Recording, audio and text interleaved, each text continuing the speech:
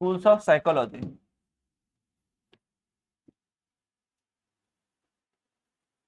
पहले ग्रुप का नाम लिखिएगा संरचनावाद।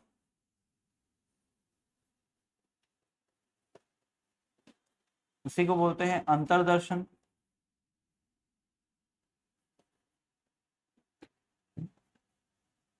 इसी को बोलते हैं निर्मितवाद, या इसी को बोल देते हैं अंतर निरीक्षण।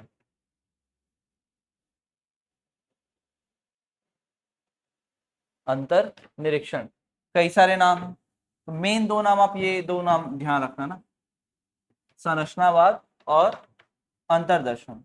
तो ये हो जाता है स्ट्रक्चरिज्म। स्ट्रक्चरिज्म। और एक होगा कौन सा, इंट्रोस्पेक्शन।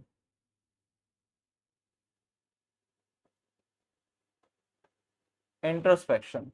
तो इसमें ना तीन साइकोलॉजिस्ट याद रखिएगा इस वाले कॉन्सेप्ट में। एक तो वुंट जोड़ते हैं। अब यहाँ पर जेम्स नहीं है ना, टिचनर है, और साथ में कौन है, वाइगोत्स्की। वाइगोत्स्की भी इसी वाले ग्रुप से है।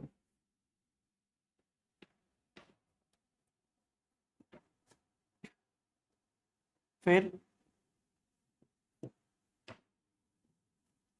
अगला ग्रुप है प्रकार्यवाद या कार्यवाद।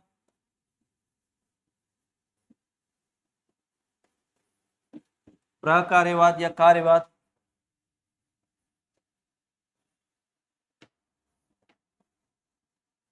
फंक्शनलिज्म। तो ये जो फंक्शनलिज्म है, इसमें आते हैं विलियम जेम्स। तो जेम्स पहले किनके साथ थे, जेम्स पहले काम करते थे किनके साथ, वुंट के साथ, लेकिन फिर बाद में ये अमेरिका जाएंगे और अमेरिका में मनोविज्ञान की स्थापना करेंगे। तो ये अमेरिका में मनोविज्ञान के जनक कहलाते हैं।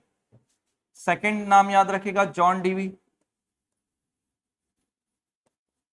और थॉर्नडाइक।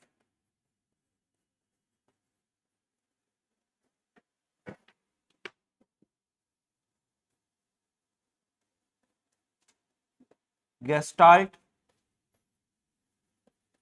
गेस्टाल्टवाद, संपूर्णवाद, ऐसे बोलते हैं समग्रवाद।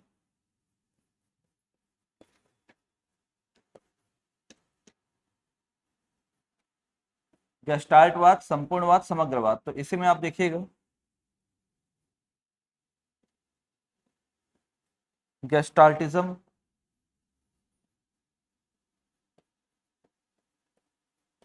या टोटालिज्म भी बोलते हैं। तो इसमें कौन है, गेस्ट कैसे हैं याद रखेगा, वर्दी में, ऐसा कुछ रिलेट करके याद रखेगा। तो मैक्स वर्दीमर ये है। साथ में 3 के वाले नाम है। साथ में क्या है, 3 के वाले नाम।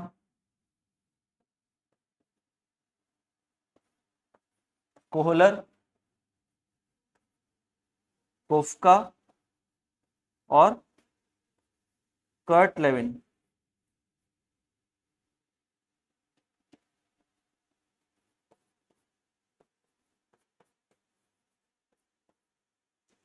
कर्ट लेविन, कोहलर, कोफ्का और कर्ट लेविन।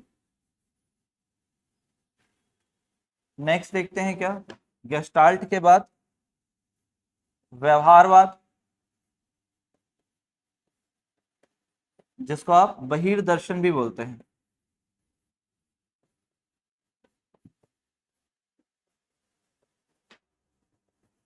बिहेवियरिज्म, बिहेवियरिज्म, या इसे बोलते हैं एक्सट्रोस्पेक्शन। तो इसमें मेन साइकोलॉजिस्ट कौन, वॉटसन। वॉटसन। अब थॉर्नडाइक कहां पर थे, थॉर्नडाइक थे इससे पहले पहले में प्रकार्यवाद में, लेकिन यहां पर आ जाएंगे थॉर्नडाइक, स्किनर, पावलोव,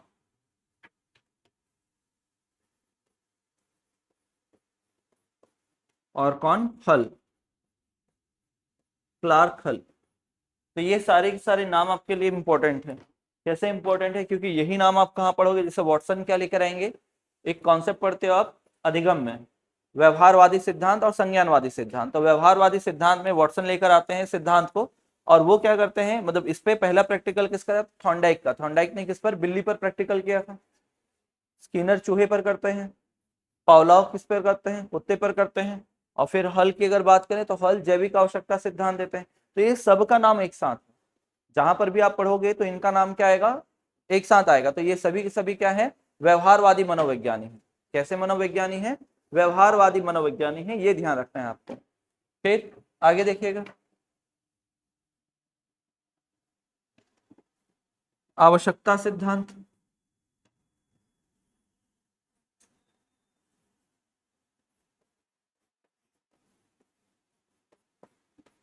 या मांग सिद्धांत, नीड थ्योरी या हायरार्की ऑफ नीड थ्योरी बोलते हैं। तो ये किनका है? अब्राहम मैस्लो का।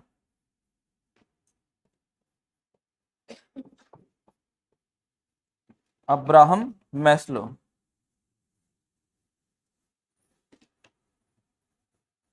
फिर मनोविश्लेषणवाद,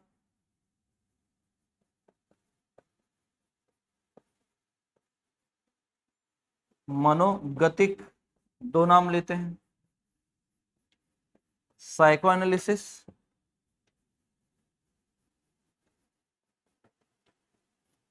एंड साइकोडायनेमिक।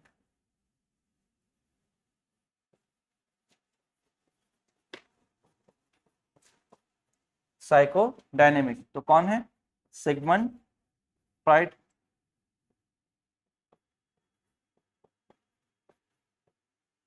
सिगमंड फ्राइड,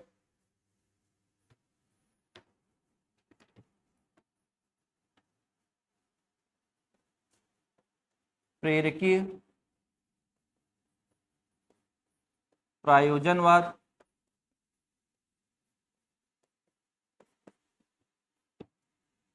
प्रेरकीय प्रायोजनवाद या हार्मिक, मोटिवेशनल,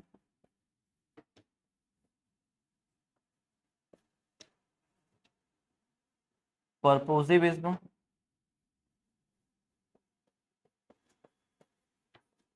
पर्पोजिविज्म या हार्मिक।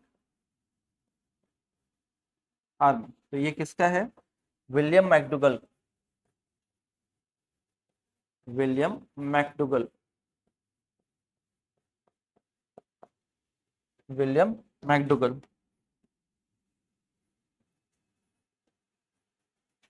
एक है साहचर्यवाद,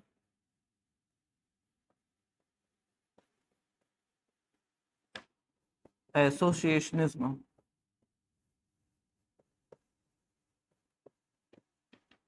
जॉन लॉक।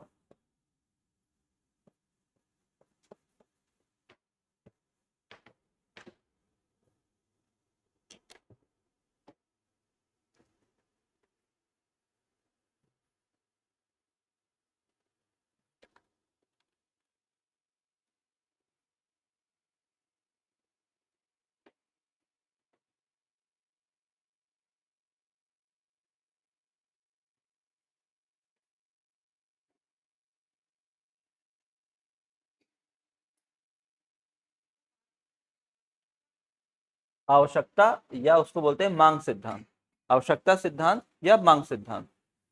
नीड थ्योरी या हायरार्की ऑफ नीड थ्योरी बोलते हैं। 7 hormic, hormic William McDougall, McDougall, William McDougall.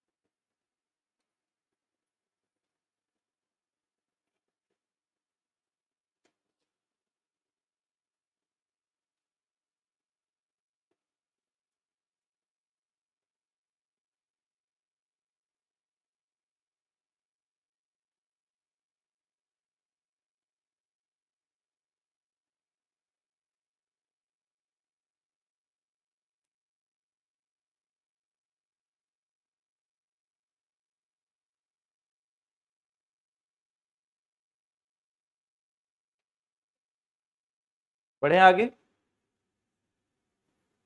पहले तो यही काम करना है आपको कि ये जो पूरा नाम है, ये सारे के सारे नाम आपको याद होना चाहिए, कौन कौन से कॉन्सेप्ट में किनका नाम जुड़ा है।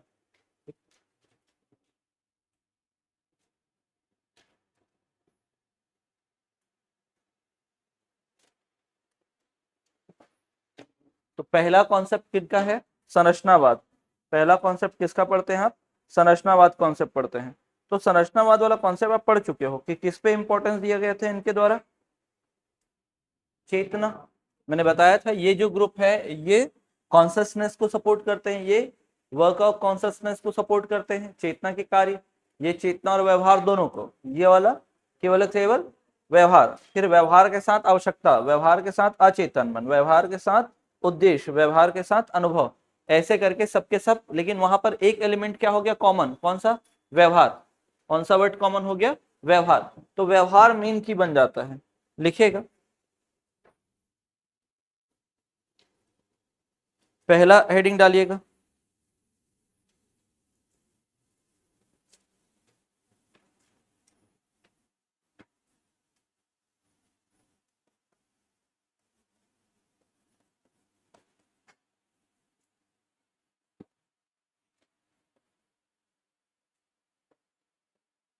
उतना पूरा नाम नहीं लिख रहे हैं, केवल क्या लिख रहे हैं?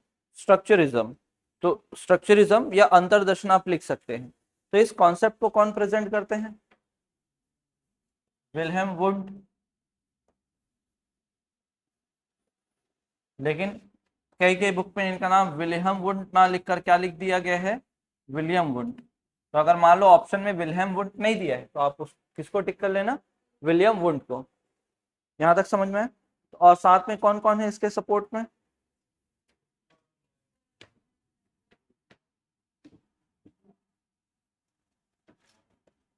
हाँ, समर्थन में याद रखना है कौन? उनके सपोर्ट में कौन है? टिचनर और वाइगोत्स्की। टिचनर और कौन रहते हैं? वाइगोत्स्की। ये मेन है, तो ये ध्यान रखना है। अब एकदम नहीं लिखना है कि इसमें वो डायग्राम बताने की जरूरत तो नहीं है पूरा, कल डायग्राम पढ़े थे। आज क्या देखना है? आज देखना है बस इसमें इंपॉर्टेंस किसको दिया गया था, क्योंकि ये तो हम क्या पढ़ने वाले हैं? मनोविज्ञान के संप्रदाय। और मनोविज्ञान का संप्रदाय मतलब क्या होता है? मानव अध्ययन, ह्यूमन स्टडी करना है। तो इस ह्यूमन स्टडी में ये लोग किसको इंपॉर्टेंस देते हैं? तो केवल और केवल चेतना को, कॉन्शसनेस को।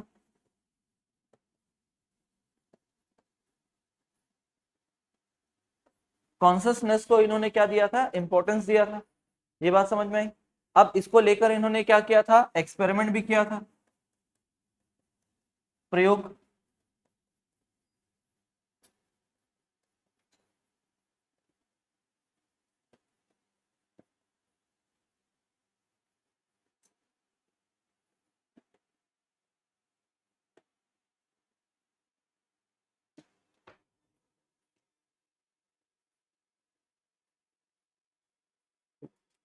एक्सपेरिमेंट कब किया था और कहाँ किया था? 1879। कहाँ किया था फिर? हाँ, याद करो। एक तो समय अगर ध्यान होगा तो स्थान बताओ, कौन से प्लेस में हुआ था और किन पर हुआ था? टीनेजर्स पर हुआ था ना। एक तो समय 1879, कहाँ? जर्मनी में हुआ था। जर्मनी में कहाँ? तो लिप्जिंग, लिप्जिंग विश्वविद्यालय, यूनिवर्सिटी, या आप बोल सकते हैं कार्ल मार्क्स यूनिवर्सिटी। और ये किस पर हुआ था? तो टीनेजर्स पर हुआ था, है ना। 12 से 18 वर्ष के बच्चों पर। क्या देखा था? क्या देखा गया था? एक्टिविटी बेस्ड क्या होते थे? क्वेश्चंस होते थे, ये भी बताए थे। तो बस हमको ये देखना है कि चेतना के तत्व कौन कौन सा, मतलब टीशनर के अनुसार।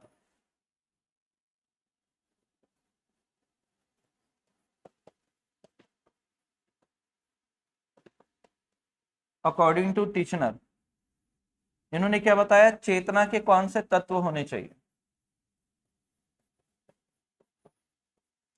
Element of consciousness.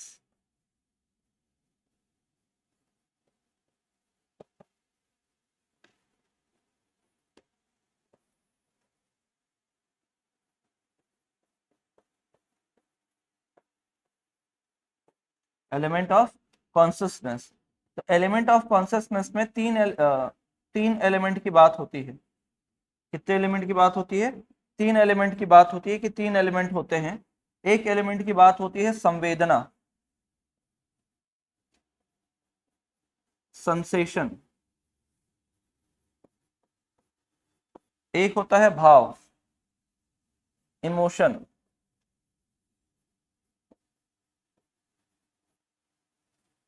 इमोशन। और तीसरा होगा कौन सा भाव के बाद? प्रतिमा, इमेज।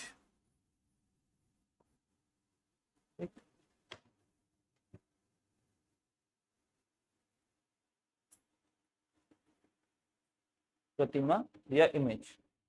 जैसे जैसे देखिएगा, जैसे कल जो एग्जांपल ले रहे थे उसमें क्या देख रहे थे? भूख लगी, मतलब एनर्जी कम होने लगा, तो फिर उससे क्या समझे? भूख लग रहा है। तो सपोज करो कि आपको फील हुआ एनर्जी कम हो रहा है, तो वो चीज क्या था? संवेदना। तो आपके अंदर जो इमोशन डेवलप हो रहा है वो क्या है? भूख।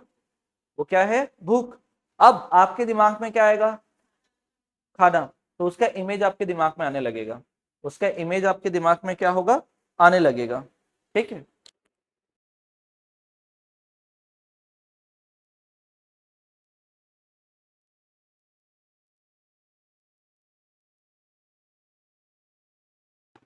हाँ, तो यहां पर देखेंगे क्या? तो आपके दिमाग में क्या आएगा? खाने के बारे में फोटोज आने लगेंगे, दिमाग में पिक्चर्स बन जाएगा, या आते जाते कुछ खा लेंगे, नाश्ता कर लेंगे, ये दिमाग में चलेगा। तो ये एक हिसाब से ये है। और जो और एग्जांपल दे सकते हैं, तो जैसे अभी क्या है, अचानक अचानक बारिश हो जा रही है, देखे है ना? जैसे सपोज करो कि आप क्लास में बैठे हो और अचानक क्या हो गई? बहुत तेज बारिश। और बहुत तेज बारिश हो और बहुत जोर से बिजली कड़की है ना? बहुत जोर से साउंड आया है। तो जो साउंड आया है वो क्या रहेगा? आपका संवेदना रहेगा, वो आपने इंद्रियों से प्राप्त किया है। दूसरा क्या, अगर बहुत जोर से और अचानक हुआ है तो आपके अंदर एक भाव उत्पन्न होगा। कौन सा भाव? डर का, है ना? और आप यहाँ बैठे हुए हो, लेकिन फिर भी इमेजिन करोगे तो वो इमेज आपके दिमाग में आ जाएगा कि बिजली कैसे कड़का होगा करके, क्योंकि आपने कई बार देखा है, तो वो इमेज आपके दिमाग में छप जाएगा। तो ये बोला गया है चेतना के तीन तत्व होते हैं, एलिमेंट होते हैं, कॉन्सियसनेस, इमोशन और इमेज। पूछेगा तो ध्यान रखना, किसने बताया है? टीचर ने बताया है। समझ में आया? ठीक। बाकी इस थ्योरी को और क्या बोलते हैं? अंतरदर्शन भी बोलते हैं।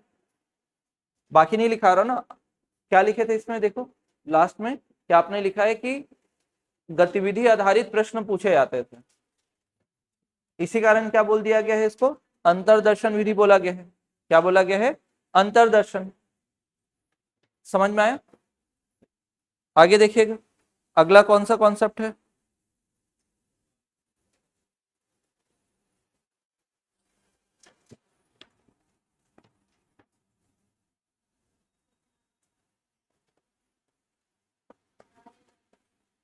प्रकार्य या कार्यवाद।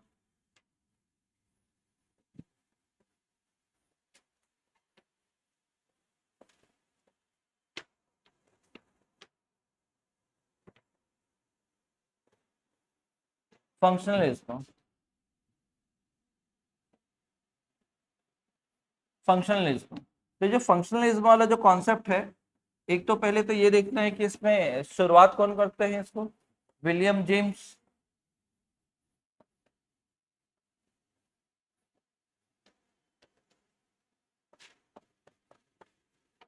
विलियम जेम्स इनको इंट्रोड्यूस करते हैं। और इसके समर्थन में कौन होते हैं इस कॉन्सेप्ट के सपोर्ट में? तो आपने नाम लिखा है जॉन डीवी। जॉन डीवी और थॉर्नडाइक, लिखे है ना अभी? जॉन डीवी और थॉर्नडाइक। अब बस आप ये बताओ इसमें किसको इंपॉर्टेंस दिया गया है?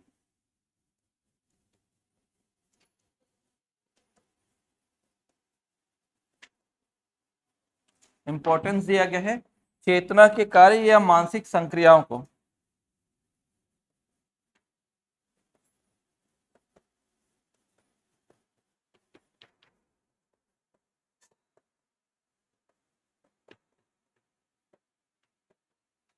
चेतना के कार्य या मानसिक संक्रिया को। तो वर्क ऑफ कॉन्सियसनेस,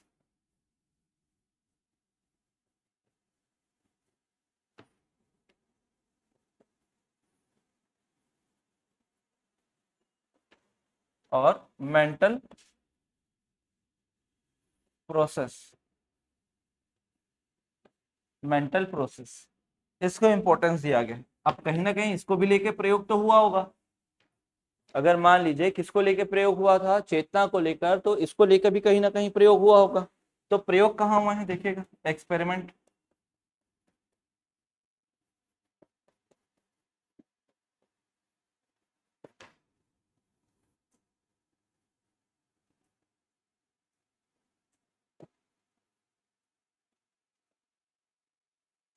समय, स्थान और किन पर।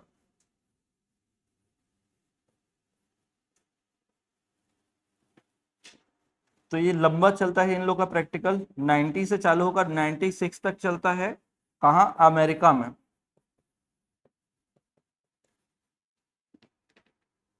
अमेरिका में होगा। और अमेरिका में भी कहाँ होता है, तो हार्वर्ड में,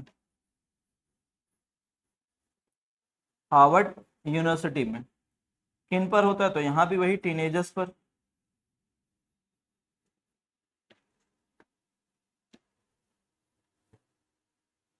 बारह से 18 साल के बच्चों पर।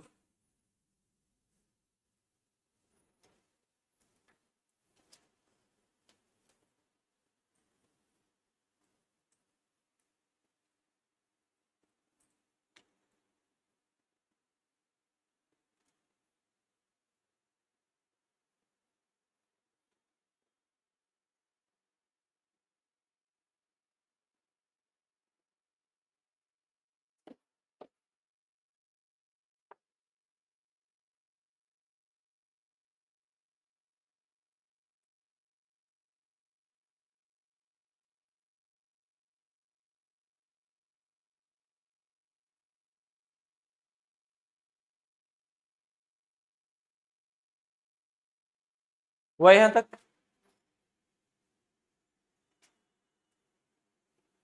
तीसरा कौन सा है,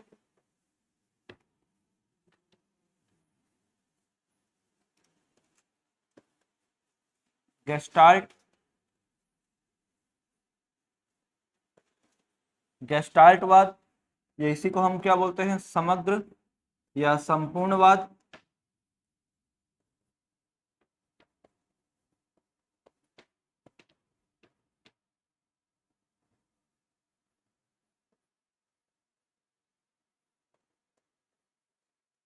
गेस्टाल्टिज्म, इस कॉन्सेप्ट में होते हैं कौन, मैक्स वर्दीमर।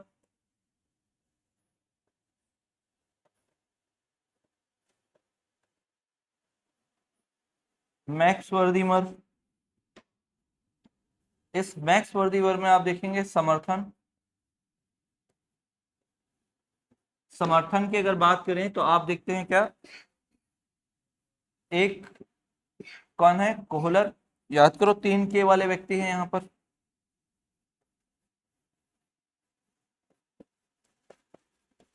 कोहलर, कोफ्का और कर्ट लेविन।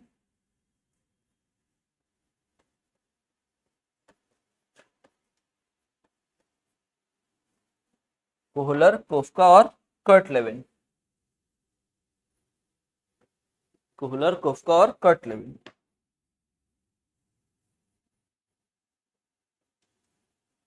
यहाँ महत्व दिया जाता है, इंपॉर्टेंस दिया गया है चेतना को भी और व्यवहार को भी।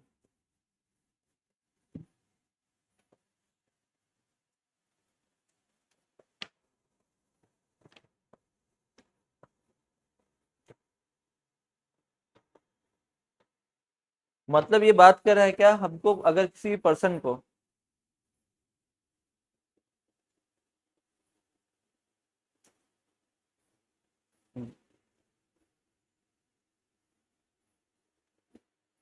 तो चेतना एवं व्यवहार दोनों को इन्होंने इंपॉर्टेंस दिया है।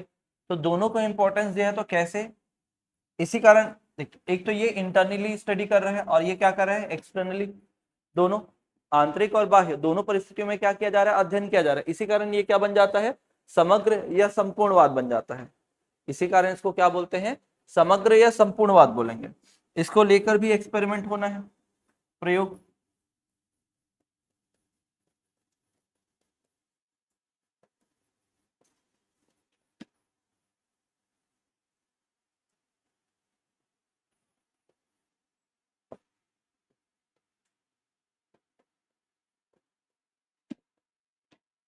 एक्सपेरिमेंट, तो ये जो एक्सपेरिमेंट है सेम चीज, समय, स्थान और किन पर।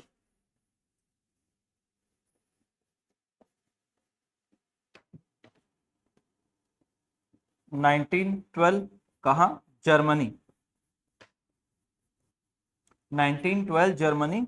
और स्थान अगर देखा जाए तो एक है फ्रैंकफर्ट, फ्रैंकफर्ट यूनिवर्सिटी, बर्लिन वाला।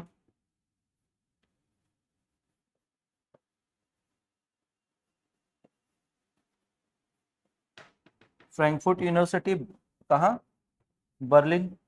बस याद रखो फ्रैंकफर्ट जगह। और किन पर हुआ था, सभी एज ग्रुप पर, सभी आयु वर्ग पर।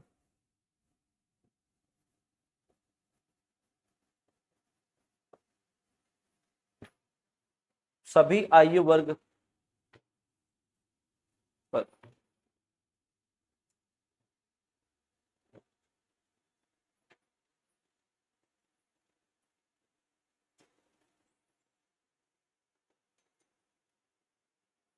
हो गया यहाँ तक।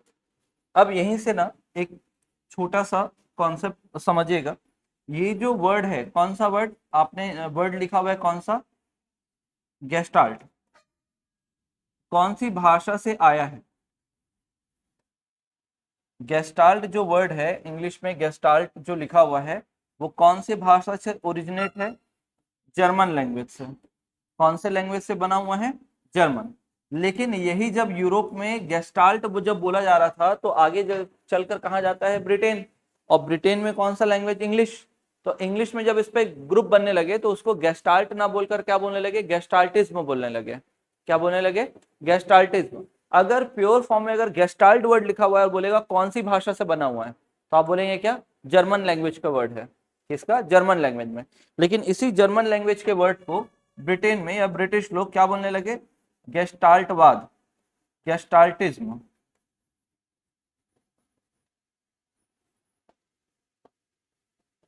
ये हो जाएगा अंग्रेजी भाषा। क्या हो जाएगा ये, अंग्रेजी भाषा में इसे बोला जाता है। तो अगर मान लो गेस्टाल्ट वर्ड लिखा हुआ है तो जर्मन, और अगर पूछे कि गेस्टाल्ट जो है किस भाषा का वर्ड है, तो आप क्या बोलेंगे, अंग्रेजी।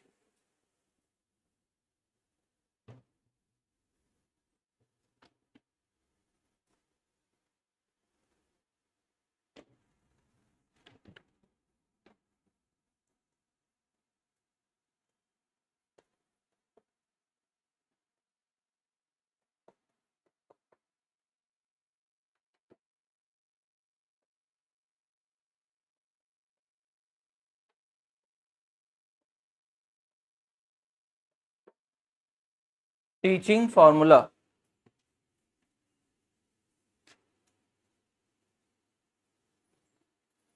Teaching formula. तो ये जो टीचिंग फॉर्मूला है, जो गेस्टाल्ट वादियों ने अलग से जो डेवलप किया है टीचिंग फॉर्मूला, उसको बोलते हैं पूर्ण से अंश की ओर।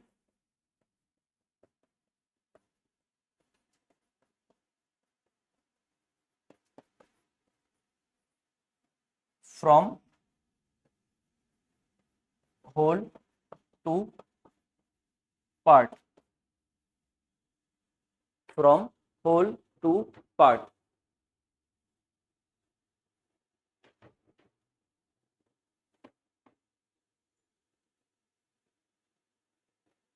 From whole to part.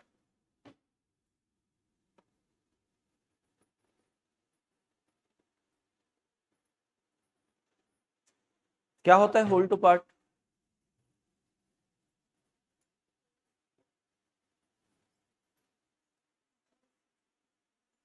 सुने, शिक्षण सूत्र में पढ़ा होगा आपने। जैसे आपने आगमन निगमन विधि पढ़ा है तो उसमें पढ़ते हैं ना बहुत सारा सूत्र, कि सामान्य से विशिष्ट, विशिष्ट से सामान्य, पढ़े हैं ना, अज्ञात से ज्ञात, उदाहरण से नियम। वैसे ही क्या है, ये भी एक फॉर्मूला है।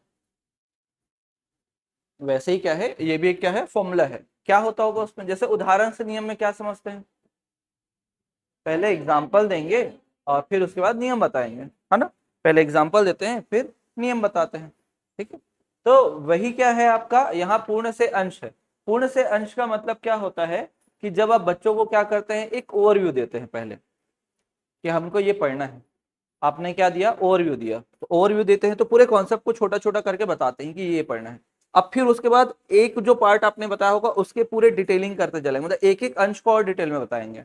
जैसे अभी के एग्जांपल के लिए अपन ये चलते हैं कि अभी जब हमने ये चैप्टर जब स्टार्ट किया, ये सेक्शन, तो मैंने बताया ये पूरा का पूरा थ्योरी हमको पढ़ना है। और फिर मैंने बताया यहाँ पर चेतना को इंपॉर्टेंस दिया गया, फिर यहाँ पर चेतना के कार्य, यहाँ पर दोनों को, फिर यहाँ पर व्यवहार। तो मैंने केवल की फैक्टर बताया था, तो ये आपको ओवरव्यू दिया, मत ये आपको ओवरऑल नॉलेज दे दिया मैं कि ये सब होने वाला है। अब फिर एक एक करके उसके अंश को हम पढ़ते जा रहे हैं। तो आप जब भी क्लास में जब स्टार्ट करेंगे पढ़ाना, तो आप क्या बताओगे, जैसे आप मान लो फिजिक्स पढ़ाएंगे या कोई कोई भी चैप्टर पढ़ाएंगे, तो आप बताओगे क्या कि आज ऑप्टिक्स में, प्रकाशिकी में हम क्या क्या पढ़ेंगे। तो प्रकाश के बारे में पढ़ेंगे, फिर उसके बाद किसके बारे में पढ़ना होगा, प्रकाश के बाद प्रकाश हो गया, प्रकाश के बाद आप दर्पण के बारे में पढ़ेंगे, लेंस के बारे में पढ़ेंगे, उसमें कौन कौन से फिनोमिना होती है वो उसको थोड़ा बहुत बताएंगे। फिर उसके बाद टॉपिक स्टार्ट करेंगे, उसके बाद क्या करेंगे, टॉपिक स्टार्ट करेंगे। तो वैसे ही क्या है ये पूर्ण से अंश। तो ये क्वेश्चन इससे रिलेटेड है, ध्यान रखना ना कि गेस्टाल्ट जो है वो कौन से टीचिंग फॉर्मूले को यूज करते हैं, पूर्ण से अंश। तो इसको यूज करते हैं, पूर्ण से अंश को यूज करते हैं। लिखिएगा आगे, अब कौन सा आ जाएगा, अब तो व्यवहारवाद आ जाएगा। कौन सा कॉन्सेप्ट पढ़ना है, व्यवहारवाद। लिखिएगा,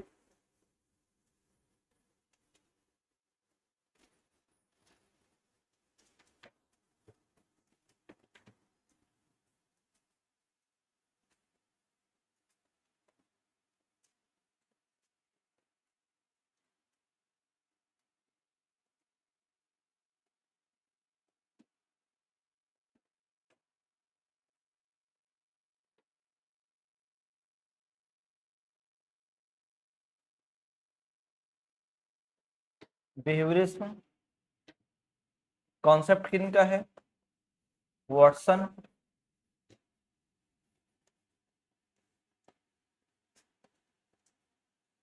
समर्थन। समर्थन की अगर बात करें, थॉर्नडाइक, नाम पढ़े थे अभी, थॉर्नडाइक, स्कीनर, हल, पावलाव, पावलाव फिर लिखना है।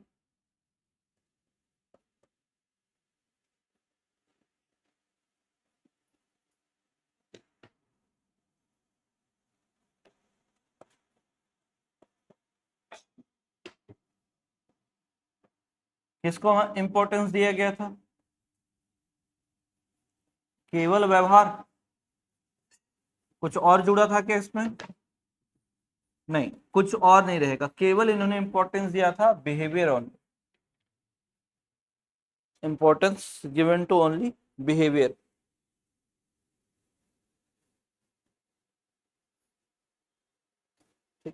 या बोल सकते हैं अवलोकनात्मक व्यवहार, ऑब्जर्वेबल बिहेवियर।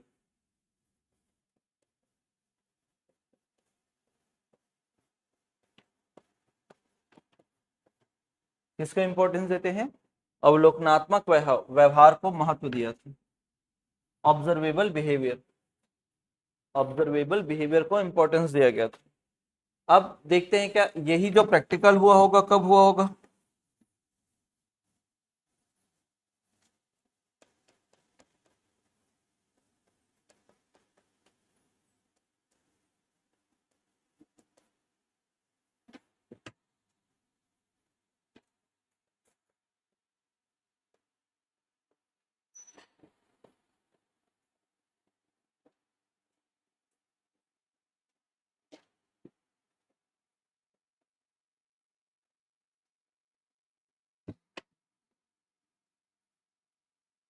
समय, समय पर, समय ध्यान रखना 1913, कहाँ, तो अमेरिका, कोलंबिया, कोलंबिया विश्वविद्यालय में हुआ है। और किन पर हुआ था, तो सभी आयु वर्ग पर, all age group.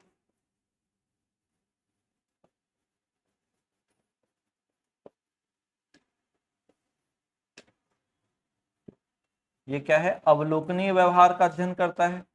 Study of observable behaviour.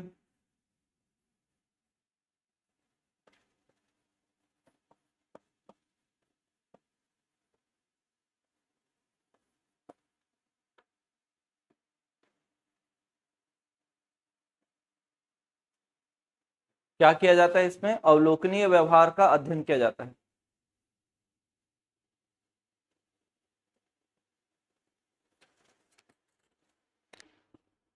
हाँ जी, थोड़ी मात्रा में रहेगा ना, इंडियन जीएस और सीजीजीएस, 15 मार्क्स के अराउंड। हो गए? किन पर किया है तो आप याद रखिएगा, किस पर ये बिलीव करते हैं? अवलोकनीय व्यवहार, ऑब्जर्वेबल बिहेवियर पर अध्ययन करते हैं। इसी कारण इसका नाम क्या पड़ता है? बहिर्दर्शन।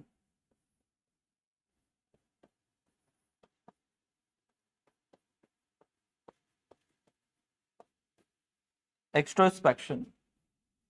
अब एक्सट्रोस्पेक्शन की जब बात करते हैं, अवलोकनीय व्यवहार, तो अगर आपसे पूछा जाए कि आपने पढ़ा है कि विकास को प्रभावित करने वाले दो प्रमुख कारक होते हैं, एक होता है वंशानुक्रम कारक और एक होता है वातावरण, तो आपके अनुसार जो साइकोलॉजिस्ट है, कौन सा साइकोलॉजिस्ट? व्यवहारवादी, वो किसको ज्यादा महत्व देते होंगे? किसको ज्यादा महत्व देते हैं? ऐसा ही है ना? याद करो, आप पढ़े भी हो कि वातावरण को कैसे, कि वॉटसन का एक स्टेटमेंट है। वॉटसन का क्या स्टेटमेंट है? कि मुझे 1 दर्जन बच्चे दे दो, स्वस्थ बच्चे दे दो, मैं उन्हें कुछ भी बना दूंगा। ऐसा कुछ लाइन याद है? किसने बोला है? वॉटसन ने बोला है। अब ये स्टेटमेंट क्या बताता है? कि बच्चे कहीं के भी हो, माता पिता कोई भी हो, पढ़े लिखे हो नहीं पढ़े लिखे हो, विद्वान हो नहीं हो, बस आप मुझे स्वस्थ शिशु ला के दे दो, और आप जो बोलोगे मैं वो क्या करूंगा, उनको बनाकर बताऊंगा। ठीक, ये बोला था किसने? वॉटसन ने। किसने बोला था ये? वॉटसन ने। तो लिखिएगा,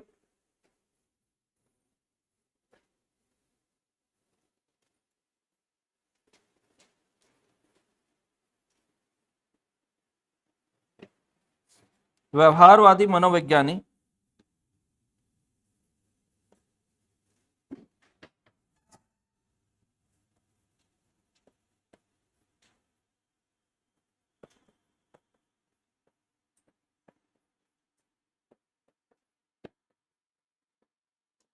व्यवहारवादी मनोवैज्ञानिक मनोवैज्ञानिक विकास में वातावरण का योगदान अधिक मानते हैं।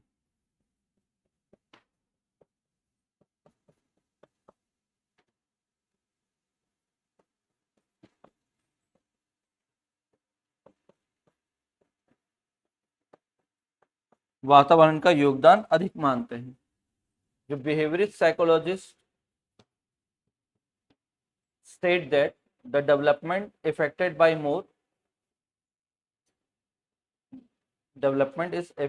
more with environment। फिर चाहे तो आप स्टेटमेंट लिख सकते हैं।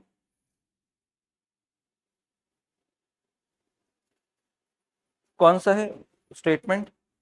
कि 1 दर्जन स्वस्थ शिशु दे दो, मैं उन्हें कुछ भी बना दूंगा। तो ये किसका स्टेटमेंट था? वॉटसन का।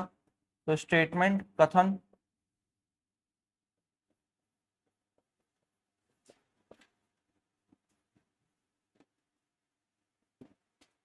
मुझे 1 दर्जन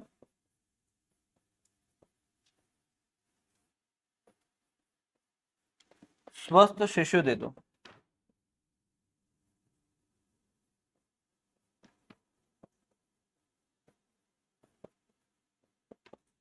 मैं उन्हें कुछ भी बना दूंगा।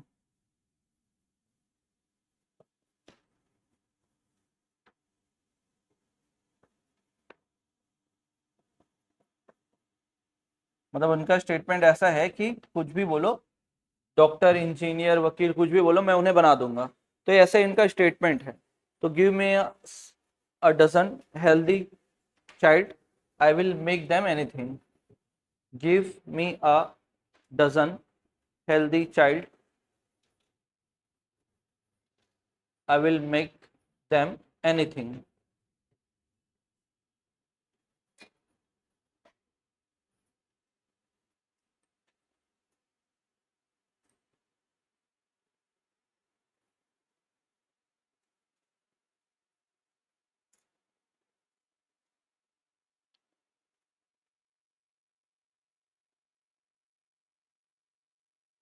बढ़े आगे।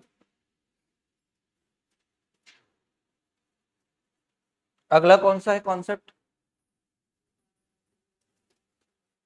कौन सा है? व्यवहारवाद के बाद कौन सा आएगा? आवश्यकता सिद्धांत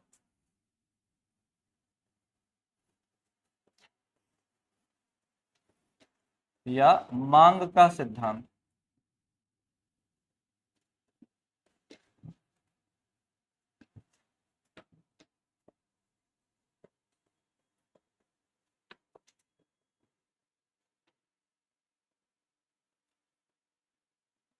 हायरार्की ऑफ नीड थ्योरी बोलते हैं ना।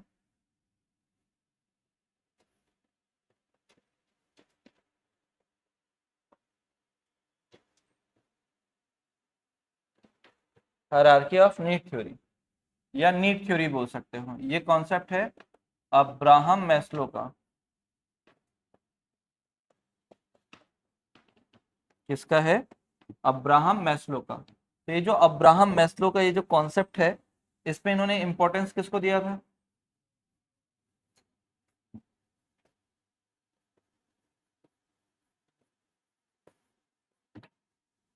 इंपॉर्टेंस टू आवश्यकता आधारित व्यवहार, आवश्यकता पर निर्भर, आवश्यकता आधारित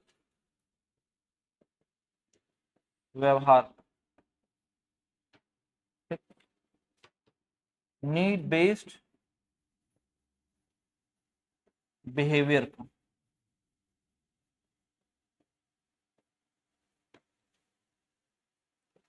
और बताया गया कितने प्रकार की आवश्यकता होती है? व्यक्ति या पर्सन्स की नीड,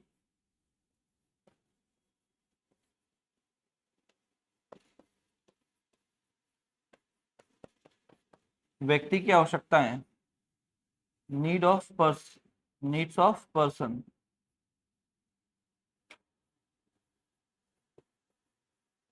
कितना नीड होता है?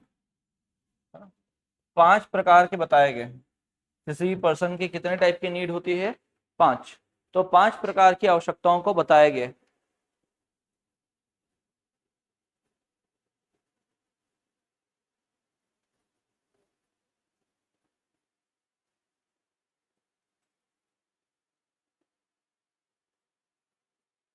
बढ़े आगे।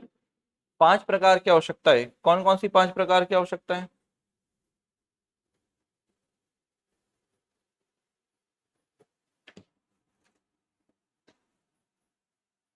अभी तो टेट एग्जाम दिए थे क्या? हम्म, उसमें तो क्वेश्चन आया है यहाँ से।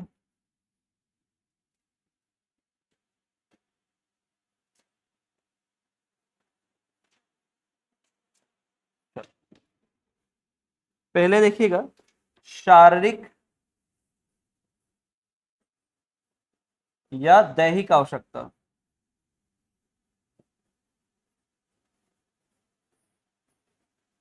Physical need. तो फिजिकल नीड में जैसे क्या आ जाता है? खाना, मतलब भोजन, पानी, हवा, मतलब साफ हवा,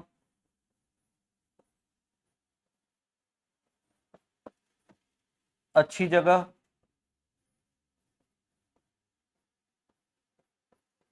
अच्छी जगह जैसे अभी गर्मी का दिन है तो घर में आपको वो रूम चाहिए जहां पर अच्छा हवा आता हो, है ना? वही अगर ठंड का दिन होता तो ऐसा जगह जहां पर हवा ना आता हो, यही रहता है ना। तो भोजन, जल, साफ हवा, साफ है ना,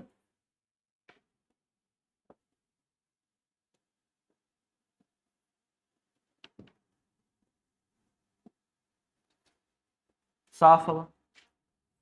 फिर सेकंड देखते हैं तो क्या हो जाता है? सुरक्षा। सुरक्षा की आवश्यकता, सेफ्टी,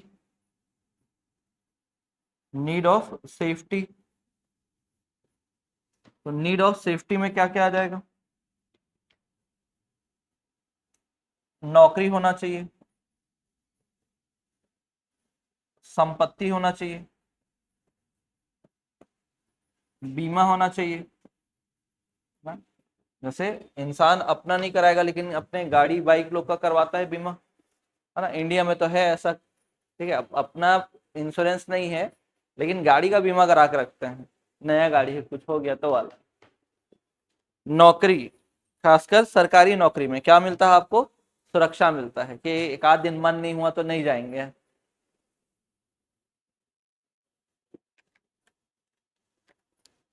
तो वो क्या है आपका, सुरक्षा। संपत्ति, जब कुछ विपत्ति आती है तो बोलते हैं एक आध एकड़ नहीं सही देख लेंगे, तो वो भी क्या है आपको सुरक्षा देता है। फिर उसके बाद आता है क्या, समाज।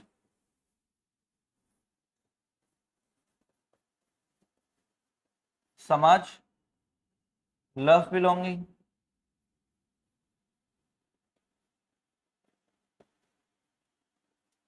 लव बिलोंगिंग, तो इसमें देखेंगे परिवार, मित्र, प्रेम, ये सब।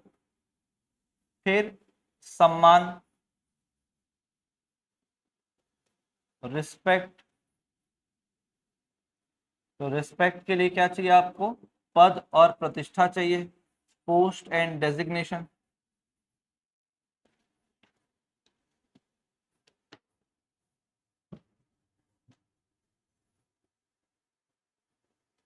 पोस्ट एंड डेजिग्नेशन चाहिए।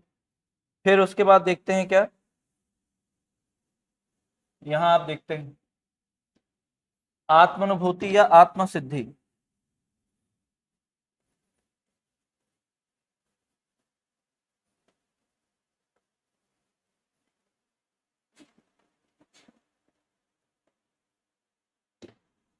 आत्मानुभूति या आत्मसिद्धि, इसको बोलते हैं सेल्फ एक्चुअलाइजेशन। इंग्लिश में वर्ड को ध्यान रखना है ना।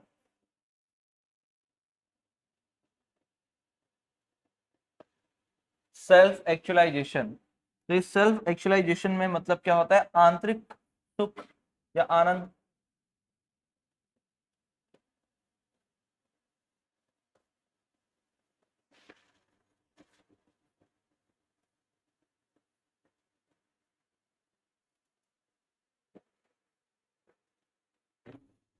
आंतरिक सुख व आनंद।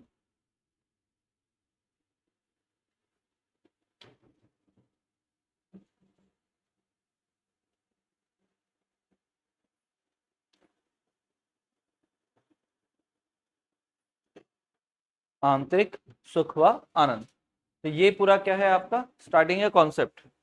अब इसमें से क्या बोला जाता है, ये जो आपको 4 पॉइंट दिखाई दे रहा है,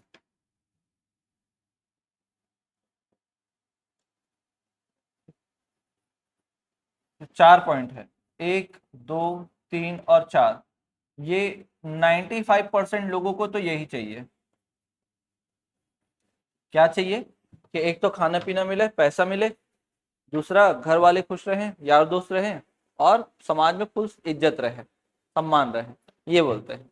वही केवल 95% लोग किसके लिए काम करते हैं, अपने लिए, सेल्फ इंटरेस्ट के लिए काम करेंगे। पांचवा जो पॉइंट है, वो केवल 5% लोग ही बोलते हैं कि यार अपनी खुशी के लिए काम करना है, 5% लोग।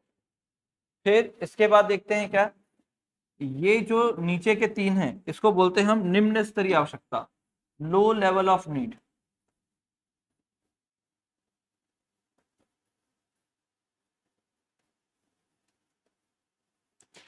निम्न स्तरीय आवश्यकता, लो लेवल ऑफ नीड, और ये हो जाता है उच्च स्तरीय आवश्यकता।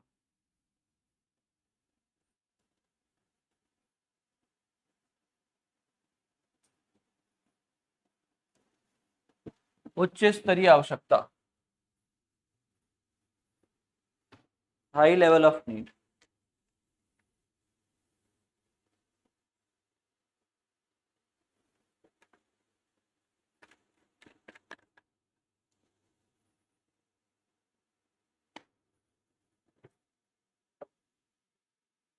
High level of need.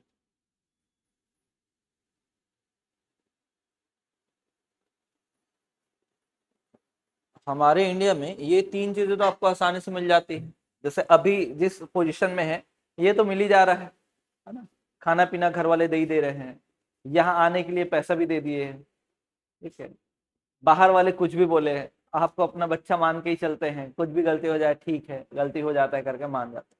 ठीक है, ये तो हमको मिल ही जाता है। लेकिन ये दोनों आपको अचीव करने के लिए बहुत समय लगता है, बहुत ज्यादा डेडिकेशन भी चाहिए। जैसे आप अभी अगर देखा जाए तो आपको अगर इसी समाज में सम्मान चाहिए, है ना, तो आपको क्या करना पड़ेगा, एफर्ट देना पड़ेगा, मेहनत करना पड़ेगा, जैसे अभी करना पड़ रहा है ना, कि 9 बजे क्लास है तो 8 बजे तैयारी शुरू करते हो आने का कि पहुंचना है टाइम में करके, फिर उसके बाद 3-4 घंटे पता नहीं अलग अलग लोगों को सुनते हो, है ना, पता नहीं वो क्या क्या बता के चले जाते हैं, है ना, क्योंकि 2 साल स्कूल कॉलेज में तो कुछ ध्यान था नहीं, और यहाँ जो पढ़ रहे हो समझ में आ नहीं रहा है ना, फिर उसके समझना, फिर उसके बाद पेपर के बारे में सोचना, और फिर पेपर निकालना, ठीक है ना, एफर्ट, बहुत ज्यादा एफर्ट है। फिर उसके बाद जॉब लगना, ठीक, तो ये तब जाकर वो पद और प्रतिष्ठा मिलेगा, तब जाकर समाज में क्या होगा, सम्मान मिलेगा। तो इसके लिए बहुत ज्यादा एफर्ट देना पड़ेगा, और ये भी देखना है कि उससे आप खुश हो रहे कि नहीं हो रहे। कई बार तो ऐसा होता है कि काम तो कर रहे हैं, पैसे भी अच्छे मिल रहे हैं, लेकिन खुशी नहीं, है ना, खुशी नहीं है। तो वो सोच कर सब कुछ छोड़ के अपने लिए काम करना, वो भी बहुत बड़ी बात है। जैसे आपको 4-5 लोग का परिवार है है ना, घर में, जैसे किसी व्यक्ति का है, लेकिन वो देख रहा है कि पैसे जिस जॉब में है वो पैसे तो बहुत मिल रहे हैं, किसी कंपनी में है, अच्छा खासा पोस्ट है, समाज में नाम भी है, लेकिन देख रहा है कि भाई पूरा का उसका जो जीवन है ही नहीं, वो केवल जाता है, उठता है, काम करता है, शाम को आता है, सोता है, फिर दूसरे दिन वही काम करता है, बस सैलरी आता है, घर में भेज देता है, उसका कुछ पर्सनल लाइफ है ही नहीं, कुछ भी नहीं। तो क्या उसको मजा आएगा? नहीं मजा आएगा। तो बोलेगा यार इससे अच्छा तो मैं कोई और काम कर लेता। एक तो घर से बाहर रहो, है ना, घर वालों से मिलने का मौका नहीं, घर वालों से बात नहीं, घर वाले भी ऐसा हो गया बस पैसा भेज दे, है ना, बस क्या कर दे, पैसा भेज दे, बाकी वो तो अपना देख ही लेता है, ये काम हो जाए। तो आपको क्या लगेगा, इंटरनल हैप्पीनेस मिलेगा क्या? नहीं मिलेगा। तो उससे अच्छा बोलेगा घर के पास ही कोई काम कर लेता, सैलरी भले ही कम होता, लेकिन कम से कम दोस्तों से मिल पाता, बाकी तो एक्टिविटी कर पाता, तो वो भी देखना है।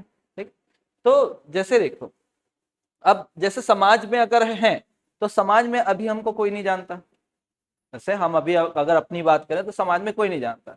अगर मान लो पढ़ रहे हो तो और आप कटे कटे रहते हो, क्योंकि पढ़ाई होने के बाद, कॉलेज पार होने के बाद सब समाज में यही एक्सपेक्ट करते हैं कि क्या करे लड़का, जॉब करे। लड़कियों से भी, लड़की अभी इंडियन जो सोसाइटी उसमें लड़कियों से कम एक्सपेक्ट किया जाता है कि जॉब करे, लेकिन लड़कों से तो यही रहता है, पहले से ही सोच लेते हैं, पहले से क्या सोच लेते हैं, लड़की है, पढ़ाई लिखाई करवाएंगे, शादी कर देंगे। लेकिन लड़कों से क्या एक्सपेक्ट किया जाता है, पढ़ाई कंप्लीट करेगा और कमाएगा, है ना, एक मशीन है वो, जैसे सीधा हुआ और कमाएगा।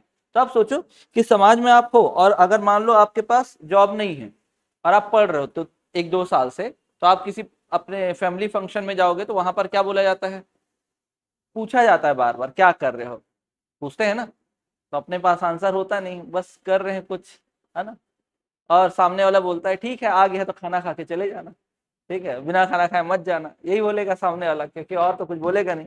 लेकिन वही आप जब जॉब निकाल लोगे तो वहां पर उसका पर्सपेक्टिव अलग हो जाएगा, अरे यार बहुत देर से तू ही देखा तेरे में है ना, पहले उम्मीद नहीं था आएगा, लेकिन अभी क्या है, बहुत देर से देख रहा था, चल चल आ गया, अच्छी बात है, देर आए दुरुस्त आए, चल साथ में खाना खाएंगे। बोलने का तरीका क्या हो गया, पहले बोलते खा के चले जाना, बिना खाए मत जाना, लेकिन अब क्या बोल रहा है, साथ में खाना खाएंगे। तो वो क्या है, एक प्रकार का सम्मान जो कब मिलता है, जब आप पद और प्रतिष्ठा में पहुंचोगे। अब वो होता ही है, समाज का ये रूल है, जिसके पास है पद उसके लिए है पूरा सम्मान।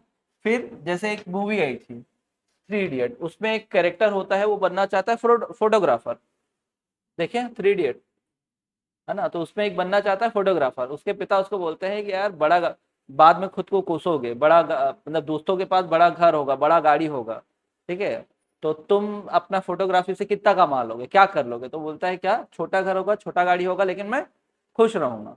तो वो है इंटरनल। तो वो बाकी सबको छोड़ दिया केवल अपने पैशन के लिए। तो वो होगा क्या, सबसे अंतिम स्थिति में पहुंचना, आत्मानुभूति, आंतरिक सुख, इंटरनल हैप्पीनेस, इसके बारे में। तो इसका सीक्वेंस पूछा जाता है, या तो इसको डायरेक्टली ऐसे अरेंज करने के लिए बोला जाएगा, या तो आपको ये पूछा जाएगा। तो शरीर को सुरक्षा चाहिए, और समाज में क्या है, सम्मान चाहिए। समाज में रहेंगे तो सम्मान चाहिए, शरीर सबसे पहले है, शरीर को बचाकर रखना है तो सुरक्षा चाहिए, समाज में है तो समाज में क्या चाहिए, सम्मान चाहिए, कि सम्मान में समाज चाहिए। समाज में रहेंगे तो क्या चाहिए, सम्मान चाहिए। और फिर क्या चाहिए, सम्मान भी कैसा होना चाहिए, जो अपना काम हो, जहां पर मुझे आंतरिक सुख मिले। समझ में?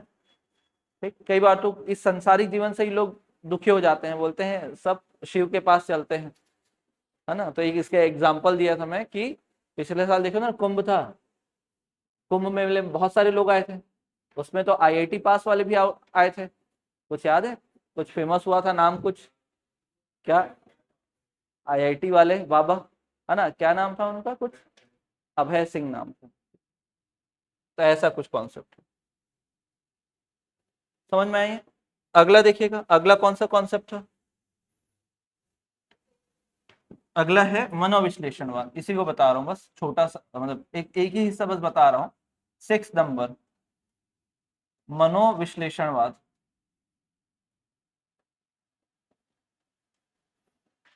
या मनोगतिक।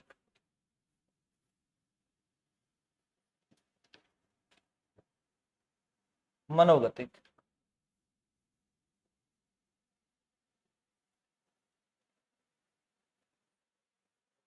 साइको एनालिसिस और साइकोडायनेमिक।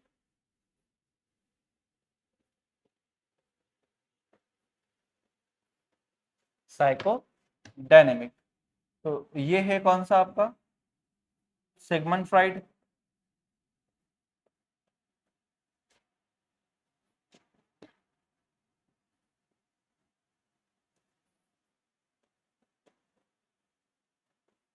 सिगमंड फ्राइड, तो इन्होंने महत्व दिया था किसको, इंपॉर्टेंस दिया अचेतन मन आधारित व्यवहार, नियंत्रित, अचेतन मन नियंत्रित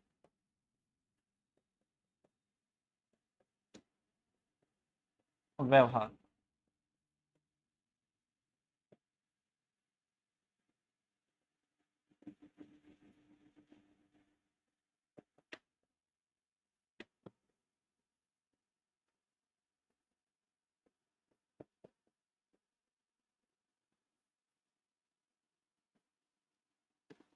unconscious mind controlled behaviour.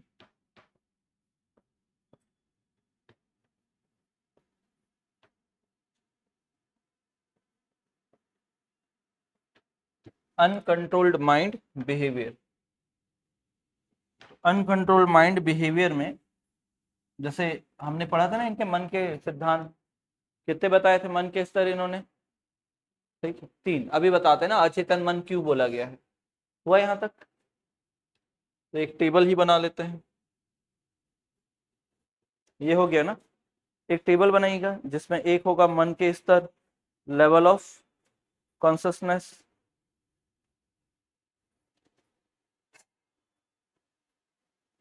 Level of consciousness,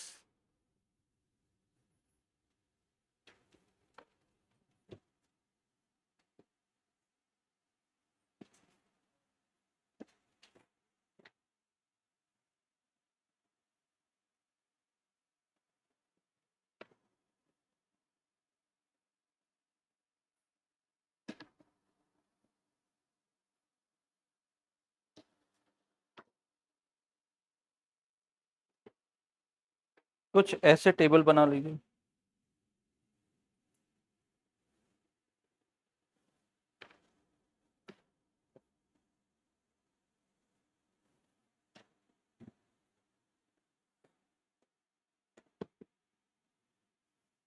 जैसे देखिए, यहाँ क्या है, मन के स्तर,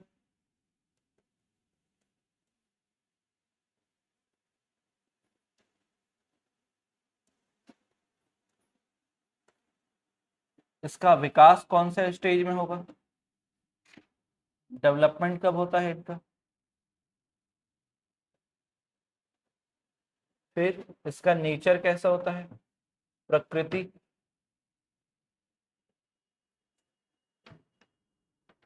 विशेषताएं क्या है,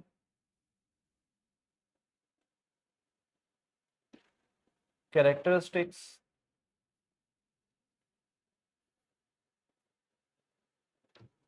कैरेक्टरिस्टिक्स, और फिर देखते हैं क्या, व्यक्तित्व।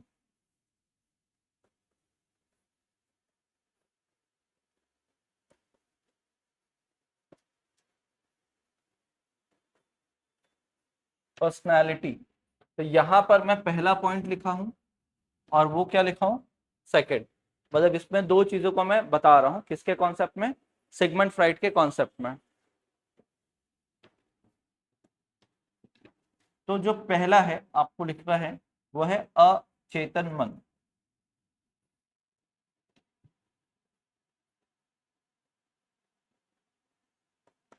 Unconscious mind.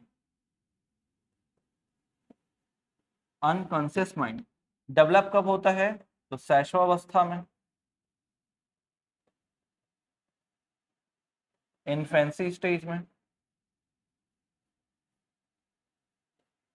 इन्फेंसी स्टेज में।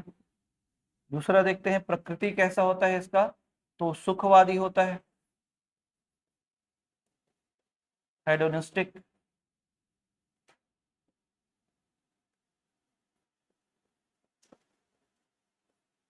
क्या होता है, हेडोनिस्टिक।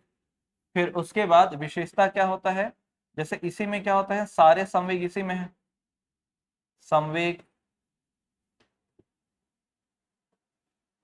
इच्छा, कल्पना।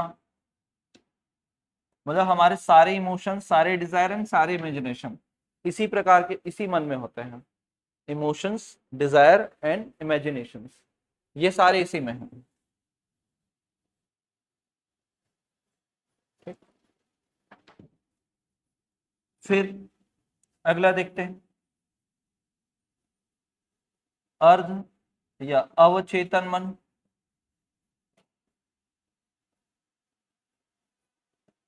सब कॉन्शियस माइंड।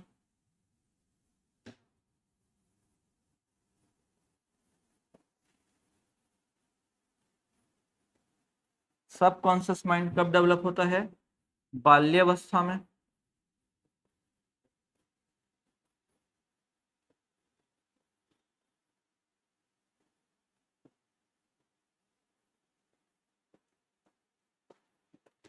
चाइल्डहुड में।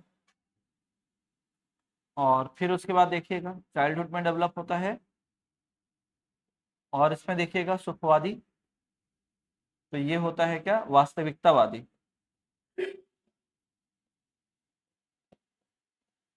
वास्तविकतावादी, रियलिस्टिक।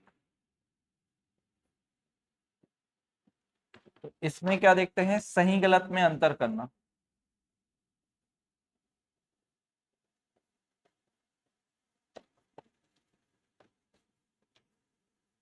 सही गलत में अंतर करना सीख जाते हैं।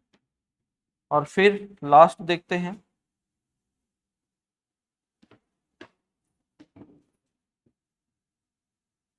चेतन मन।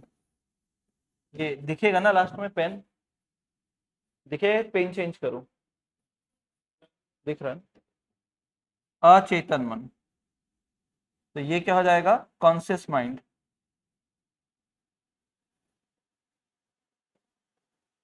तो ये डेवलप होता है किशोरावस्था में।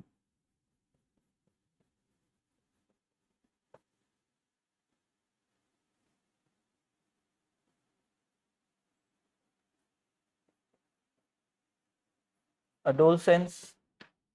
और ये क्या है, तो आदर्शवादी होता है, आदर्शवादी, आइडियलिस्टिक।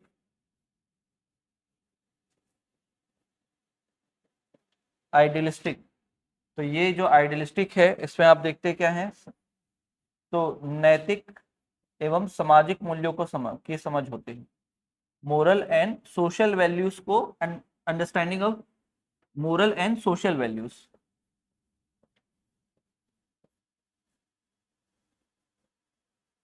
मूल्यों की समझ।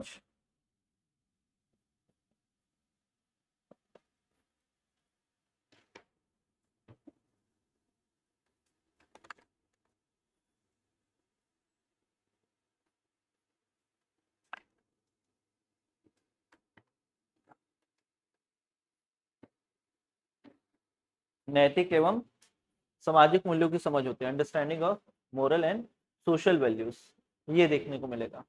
तो पहले देखो, जब आप छोटे रहते थे या किसी भी छोटे बच्चों को देखते हैं तो वो उनके अंदर क्या होता है, सुखवाद की अवधारणा होती है। कैसे सुखवाद की अवधारणा का मतलब कि अगर उसको जो चीज चाहिए मतलब चाहिए, रोना गाना सब मचा देंगे, ये नहीं समझेंगे कि बहुत महंगा है अभी नहीं ले सकते, अभी नहीं, उसको चाहिए मतलब चाहिए, ऐसा ही होता है ना। तो वो कैसा नेचर होता है, सुखवादी। और यही सुखवाद वाला जो नेचर है वो पर्सन के अंदर क्या करता है, एक व्यक्तित्व को जन्म देता है। तो सिगमंड फ्राइड ने 3 प्रकार के व्यक्तित्व बताए हैं, कौन कौन से, कौन कौन से व्यक्तित्व बताए हैं? इदम, है ना, इसको इड बोलते हैं आप, ठीक। तो ये क्या होता है, इड, इड जो है ये क्या है, आपका ऐसा मन, ऐसा व्यक्तित्व है जो आपके अंदर क्या लेके आता है, लालच, कि नहीं मुझे तो चाहिए मतलब चाहिए वाला। और ये हमारे साथ धीरे धीरे बड़ा होता है। तो जब भी आपके अंदर लालच आता है तो उसका मतलब कौन हावी हो गया, आपका व्यक्तित्व, इदम, इदम हावी हो गया। फिर उसके बाद क्या देखते हैं, अचेतन मन वाला। तो यहां पर आप देखेंगे क्या कि इस समय अहम डेवलप होता है। कौन डेवलप होता है, अहम, ईगो। तो इस समय कैसा, जैसे ही, जैसे मान लो, जैसे इसके एग्जांपल ऐसा समझो, कोई 2-2.5 साल का बच्चा है, कितने साल का बच्चा है, 2-2.5 साल का बच्चा है, आपने उसको पकड़ा है, आपके ऊपर वाले जेब में कोई मोबाइल रखा हुआ है, कोई भी सामान रखा हुआ है, बच्चा उसको उठाएगा, खेलते हुए उसको नीचे छोड़ देगा, है ना। इमेजिन करो कि ऐसा आपने पकड़ा हुआ है, बच्चा निकाला, ऐसा ऐसा देखा और उसको नीचे छोड़ दिया, उसको फर्क पड़ेगा क्या कुछ? उसको तो पता ही नहीं है, उसको वो तो बस देखा आवाज आया कि नहीं आया करके, उसको तो बदल लेना था, आवाज आया तो मजा आया करके, समझ में, उसको नहीं पता। लेकिन मान लो कोई 7-8 साल का बच्चा है और खेलते हुए उसके हाथ से कोई सामान टूट गया, तो सबसे पहले देखेगा कोई देख तो नहीं रहा है उसको, क्योंकि उससे गलती तो हुआ है। और वो क्या कोशिश करेगा कि जैसा था उसको वैसे ही का वैसे रखा जाए और वहां से भागा जाए, क्योंकि अगर पता चल गया तो घर में पिटाई होगा, क्योंकि उसको ये पता चल गया ना कि जो मैं किया हूं वो गलत है, और पता चल जाएगा तो क्या होगा, पिटाई होगा। तो सही गलत का ज्ञान उसको हो गया है। अब यहाँ पर क्या है, नैतिकता वाले चरण में आप क्या देखोगे कि वो जो नैतिकता वाले में क्या देखेंगे कि वो अपनी गलती को क्या करेगा, स्वीकार कर लेगा कि मेरे से हुआ है करके। और ये वाला क्या बोलेगा, इस वाला, कौन सा सामान कहां पर रखा था, मैं तो देखा ही नहीं हूं, ये वाला बोलने लग जाएगा। तो यहां पर क्या होता है, परम अहम, सुपर ईगो,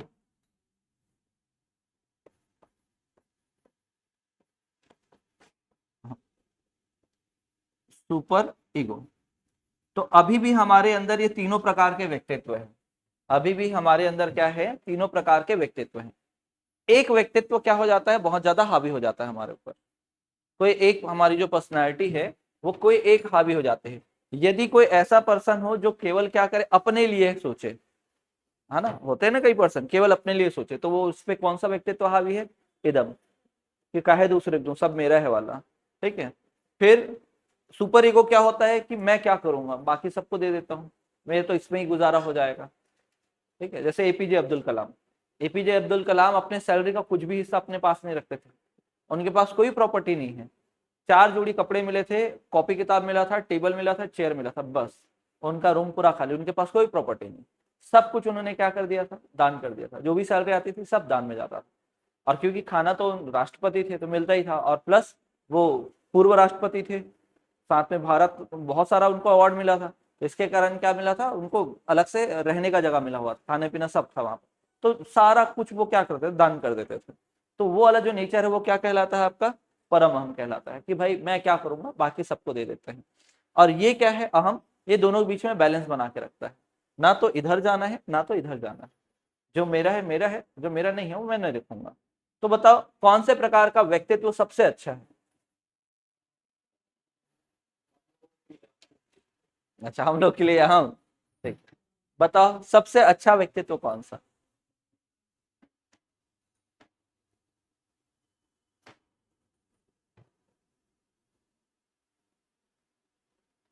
अरे कुछ तो बताओ, इतना तो मैं एक्सप्लेन कर दिया, क्या लग रहा है, सुपर हीरो? जॉब किसके लिए कर रही है ये बताओ फिर। हाँ, कमाओगे सबको बांट दोगे क्या? आप लोग तो वैसे भी नहीं बांटोगे, ठीक है, लड़कों को सोचना पड़ता है, अगले महीना देखेंगे, ठीक है। बताओ, यही है सबसे अच्छा। यही मन का मुख्य शासक कहलाता है। कौन सा? ईगो। ईगो क्या कहलाता है? मन का मुख्य शासक कहलाता है, ताकि वो सबको रेगुलेट कर पाए। और वो अगर उसको अगर कोई डैमेज पहुंचाएगा तब परेशानी क्रिएट होती है। या तो वो उधर वाला रास्ता चुनेगा, उसके अंदर का ये वाला व्यक्तित्व, अगर मेरे को नहीं मिल रहा तो मैं किसी को नहीं मिलने दूंगा वाला, ठीक है, या तो मैं सबको दे दूंगा बराबर बराबर। तो ये क्या होगा? यही सबसे सही व्यक्तित्व कहलाता है। कौन सा? ईगो। ईगो, अहम। समझ में? कुछ बताना था क्या? Ego, ego. तो ये क्या करता है? दोनों के बीच में बैलेंस बना के रखता है। कौन? अहम। ना तो मुझे सुखवादी बनना है, ना तो ज्यादा आदर्शवादी बनना है, दोनों के बीच का मध्य का मार्ग अपनाना है। समझ में? इसी कारण क्या है, अगर मान लो आपसे पूछे कि सबसे श्रेष्ठ मन कौन सा, व्यक्तित्व कौन सा, तो कौन सा? अहम। कौन सा? अहम। कि अपना है तो अपना है, अपना नहीं तो नहीं पता किसको। ठीक, वो यहाँ तक समझ में है? ठीक है। तो इसको पूछता है ना कौन से प्रकार का मन कौन सा है, तो ये आगे जब हम व्यक्तित्व वाला टॉपिक पढ़ेंगे, है पर्सनालिटी वाला टॉपिक हमारे सिलेबस में, वहां पर ये सेम चीज वापस रिपीट होगा। सेम चीज वापस हमको रिपीट पढ़ना है। वो यहाँ तक। अगला बस लिखिएगा, एक और बता देता हूँ।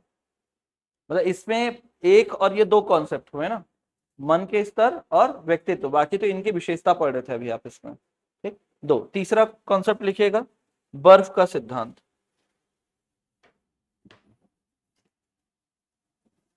इन्हीं में ही ज्यादा है सिगमंड फ्राइड के में। बर्फ का सिद्धांत, आइसबर्ग थ्योरी।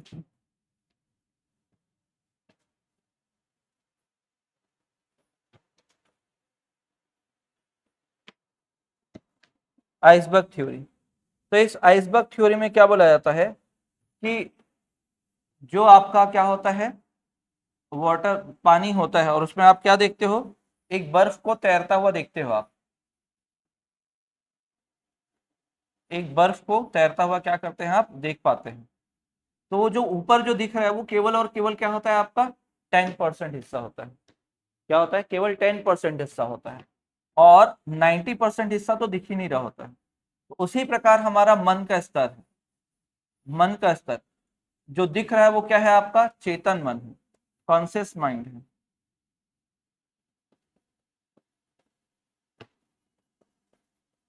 Conscious mind.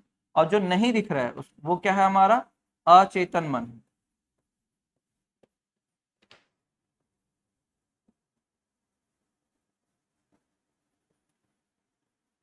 उसमें कितना नॉलेज स्टोर है वो भी नहीं पता हमको। इसी कारण ना इसको ना नॉन कैलकुलेटिव डेप्थ बोला गया है, अगणितीय गहराई।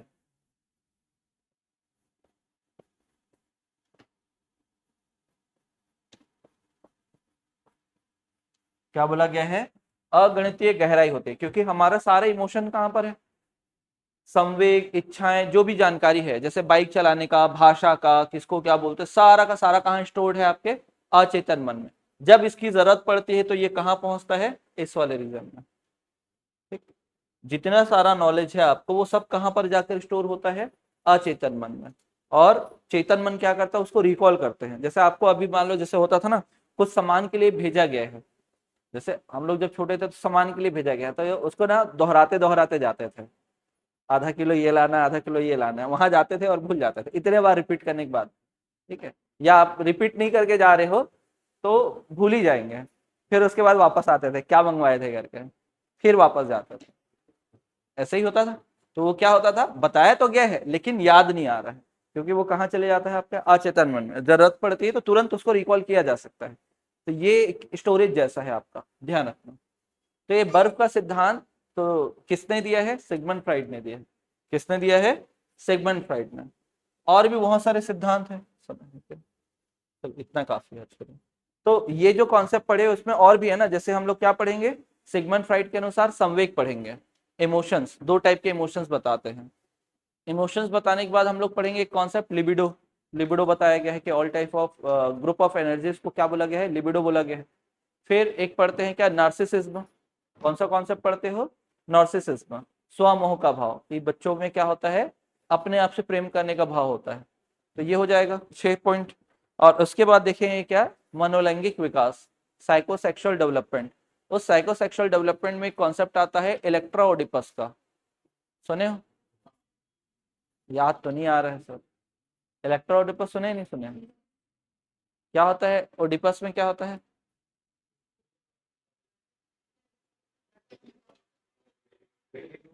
इलेक्ट्रा में कि ओडिपस में? पुत्र का माता के प्रति, हाँ, और पापा से कभी नहीं जमता भाई। अभी बताओ, पैसे अगर मांगने होते हैं घर में, ज्यादातर लड़कों की बात कर रहा हूँ, स्कूल टाइम से अगर आपको पैसे चाहिए होते तो किससे मांगते थे? डायरेक्ट बोलते थे? आप लोग की बात कर ही नहीं रहा हूं मैं, ठीक है। मम्मी के साइड जाकर बोलते थे मांग के देना करके, खुद से बोलते थे क्या? नहीं तो वापस लौटा देते थे, इतने में नहीं हो, इतना नहीं देंगे, ये बोल देते थे। तो क्या करते थे, मम्मी के पास जाकर बोलते थे कि इतना पैसा चाहिए करके, है ना। अगर पापा के पास नहीं होता तो मम्मी के पास होता था, ठीक है।